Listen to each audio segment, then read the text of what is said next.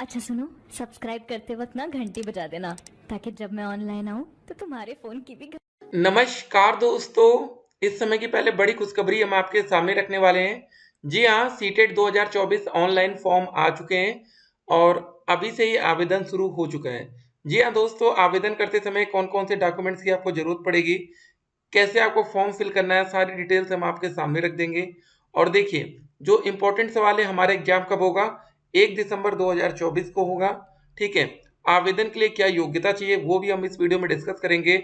DElEd के छात्र क्या पेपर 1 और पेपर 2 दोनों में योग्य रहेंगे कि सिर्फ एक पेपर दे सकते हैं? और जो बच्चे हमारे बीएड के हैं, क्या वो बच्चे पेपर 1 का हमारा फॉर्म फिल करेंगे कि सिर्फ वो पेपर 2 का फॉर्म डालेंगे? ठीक है। पेपर 1, पेपर 2 और पेपर 3 क्या है?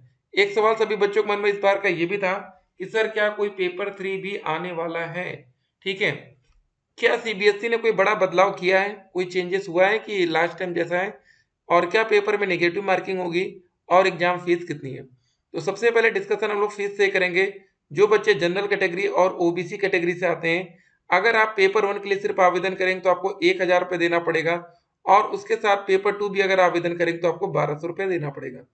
अगर बच्चे एससी कैटेगरी एसटी कैटेगरी से आते हैं तो इनको फॉर्म फिल करने के लिए 500 रुपये देना पड़ेगा पेपर 1 के लिए, पेपर 2 के लिए 600 रुपये। मतलब ये है कि अगर आप दोनों पेपर डालते हैं, पेपर 1 और पेपर 2, तो 600 रुपये, और सिर्फ पेपर 1 या पेपर 2 तो 500 रुपये। ठीक है। तो अब आप अपने हिसाब से देख लीजिएगा। और देखिए, जो जरूरत हो सिर्फ आपको वही फॉर्म फिल करना चाहिए। अगर आपका पेपर 1 निकल चुका है तो पेपर 2 की तैयारी के साथ जाइए ना। ठीक है। तो ये ध्यान रखना है। एक और सवाल था कि क्या सीटेट आने वाली उत्तर प्रदेश की जो वैकेंसी आएगी, क्या उसमें सीटेट वैलिड भी है कि नहीं? कि सीटेट का फॉर्म हम फिल कर रहे हैं, सीटेट पास कर लें, फिर उसका बाद में कोई मतलब ना निकले। सब कुछ हम देखेंगे। फिलहाल देखिए, जो नोटिफिकेशन सीबीएसई की तरफ से है जरा देख लीजिए। केंद्रीय माध्यमिक शिक्षा बोर्ड दिनांक 1/12/2024 रविवार के दिन पेपर 1 और पेपर 2 को केंद्रीय शिक्षक पात्रता परीक्षा सीटेट का 20वां संस्करण आयोजित करेगा। यह परीक्षा देश भर के 136 शहरों में 20 भाषाओं में आयोजित की जाएगी। यदि कुछ शहरों में अभ्यर्थियों की संख्या अधिक होती है तो परीक्षा 30 नवंबर 2024 को भी आयोजित की जा सकती है। ठीक है। एक बात ध्यान दीजिएगा, पेपर की डेट में एक चेंजेस हो सकता है। 30 नवंबर और 1 दिसंबर, ये दो डेट्स अभी हमें सीटेट की तरफ से देखने को मिल रही हैं। ठीक है। उसके बाद परीक्षा पाठ्यक्रम भाषा ये सारी बातें वही हैं। और इसका जो बुलेटिन है, ऑनलाइन आवेदन की प्रक्रिया साफ साफ लिखा है 17 तारीख से, मतलब जब आप इस वीडियो को देख रहे हैं तब से हमारा ऑनलाइन आवेदन शुरू हो चुका है। Last date for submission online application form 16 October. एक बात आपको बता दें, अभी डीएलएड 2024 बैच के लिए भी ऑनलाइन आवेदन की प्रक्रिया शुरू होने वाली है कल से 18 सितंबर से। और भैया सीटेट आज 17 सितंबर से ऑनलाइन आवेदन की प्रक्रिया शुरू कर दिया। ठीक है।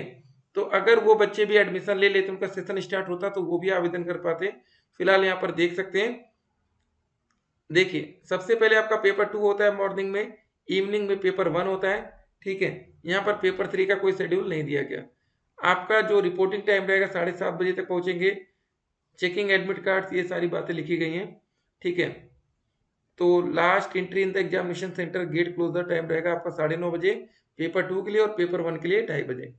पेपर 9:30 से लेके 12 बजे तक चलेगा, 2:30 बजे से लेके 5 बजे तक। ठीक है। पेपर की टाइमिंग, ये सारी चीज़ें क्लियर हो गई। अब चलिए कुछ और बातें हम लोग करते हैं इंपॉर्टेंट वाली, कि फॉर्म आपको कैसे फिल करना है और देख लिए योग्यता क्या चाहिए। देखिए, सीटेट 1 दिसंबर 2024 के लिए, या आप इसको 30 नवंबर भी कह सकते हैं, के लिए जो योग्यता चाहिए, तो मिनिमम क्वालिफिकेशन आपकी होनी चाहिए। या तो आप डीएलएड कर रहे हो या तो आप बीएड कर रहे हो। अगर आप दोनों में से कोई भी कोर्स में इस समय है, फर्स्ट सेमेस्टर हो या सेकंड सेमेस्टर, मतलब क्लासेस अगर आपकी स्टार्ट हो चुकी है, सेशन स्टार्ट हो चुका है, तो आप सीटेट के लिए योग्य माने जाएंगे। ठीक है। और अभी आप एडमिशन लेने वाले हैं तो फिलहाल अभी आप योग्य नहीं है। आवेदन के लिए योग्यता क्लियर हो गई। ठीक है। देखिए, अगर आप डीएलएड करके छात्र हैं, जो बच्चे डीएलएड या बीटीसी के छात्र हैं, आप पेपर 1 और पेपर 2 दोनों में आवेदन के पात्र हैं। अगर आप बीएड के छात्र हैं तो मेन आप आवेदन जो पात्र होंगे वो पेपर 2 के लिए है। आप चाहे तो पेपर 1 भी डाल देते हैं, लेकिन उसका कोई मतलब नहीं है। तो क्या ही मतलब। ठीक है। क्या पेपर 3 आ रहा है, एक सवाल था बच्चों पे। नहीं, पेपर 3 नहीं आ रहा। डीएलएड के छात्र क्या पेपर 1 और पेपर 2 दोनों में योग्य हैं? तो इसका आंसर होगा यस। आप दोनों के लिए आवेदन करेंगे अगर आपका दोनों में से कोई नहीं निकला है। क्या सीबीएसई ने कोई बड़ा बदलाव किया है? तो इसका आंसर है नहीं। क्या परीक्षा में नेगेटिव मार्किंग होगी? तो इसका आंसर है नहीं। सीटेट में पासिंग मार्क कितना होगा? जनरल कैटेगरी में जो भी बच्चे आएंगे उसको पास होने के लिए 90 number, OBC category, SC category और एसटी कैटेगरी में पास होने के लिए आपको लाना पड़ेगा 82 नंबर।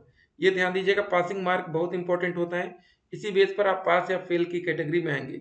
एक बात और, अगर आप उत्तर प्रदेश के छात्र हैं और आप बिहार की वैकेंसी में पार्टिसिपेट करना चाहते हैं, या सिंपल सी बात आप कह सकते हैं कि कभी भी अदर स्टेट में कोई वैकेंसी आती है तो वहां पर एक ओबीसी कैंडिडेट्स को, एससी कैंडिडेट को या एसटी कैंडिडेट्स को पास होने के लिए कितना नंबर चाहिए होता है? तो वहां पर 90 नंबर। आप अपने राज्य में 82 पर पास होते हैं, लेकिन जब अदर स्टेट में जाते हैं तो 90 नंबर वहां पासिंग मार्क होता है। अब चलिए देखते हैं फॉर्म कैसे फिल करना है। जब आप फॉर्म फिल करेंगे, सबसे पहले आपको अपना नाम, पूरा नाम, पिताजी का नाम, फादर्स नेम, मदर्स नेम, माताजी का नाम, डेट ऑफ बर्थ, ठीक है। उसके बाद जेंडर मेल या फीमेल, आइडेंटिटी टाइप में आप यहाँ पर आधार कार्ड जो भी है, ठीक, उसका नंबर डालेंगे। कॉन्टेक्ट डिटेल्स में आपका भैया एड्रेस, ये सारी चीजें आ जाएंगी यहाँ पर। कंट्री सेलेक्ट कर लेना, स्टेट आपका, राज्य कौन सा, डिस्ट्रिक्ट कौन सा, पिन कोड क्या है, ईमेल आईडी, और ईमेल आईडी को यहाँ पर कंफर्म किया जाएगा। जो ईमेल आईडी आप यहाँ पर डालेंगे, ठीक है, वही सेम ईमेल आईडी आपको यहाँ पर डालना है। मोबाइल नंबर, फिर यहाँ पर मोबाइल नंबर का आपका कंफर्मेशन, ठीक है। ये नहीं तो कोई बात नहीं, ऑप्शनल है। और जो आपका परमानेंट एड्रेस और जो आपने एड्रेस यहाँ पर डाला होगा, ठीक है, ये वाला कॉन्टेक्ट डिटेल्स में अगर दोनों सेम है तो यहाँ पर आपको क्या करना रहेगा, सिर्फ और सिर्फ आपको यहाँ पर टिक कर देना रहेगा बस, फिर ये आपको फिल नहीं करना पड़ेगा, ठीक है। तो उसके बाद दोस्तों यहाँ तक पहुंच जाएंगे। उसके बाद चूज पासवर्ड, अपना एक पासवर्ड बना लीजिएगा। सिक्योरिटी क्वेश्चन में कुछ भी डाल के एक यहाँ पर आंसर डालिएगा, याद रखिएगा लेकिन, ठीक है। और जो सिक्योरिटी पिन में ये यहाँ पर जो लिखा है इसको ये सबमिट कर देंगे। फिलहाल ये रजिस्ट्रेशन का प्रोसेस कंप्लीट हो जाएगा।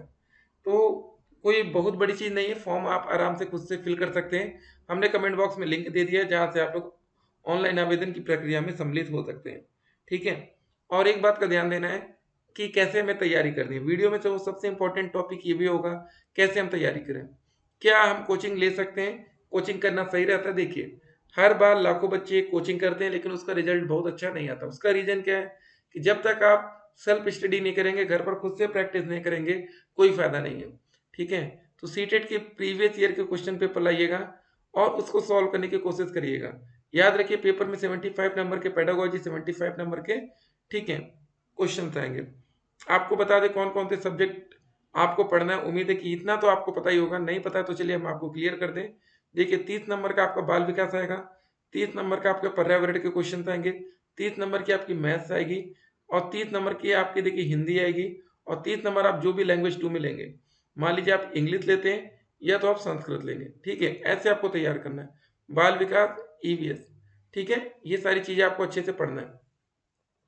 150 नंबर का पेपर होगा, 90 नंबर जनरल पासिंग है, 82 पर आरक्षित वर्ग पास है, ठीक है। कोशिश होनी चाहिए आपकी 125 प्लस लाने की, ठीक है, ताकि आप एटलीस्ट 100 प्लस तो नंबर ले ही आए।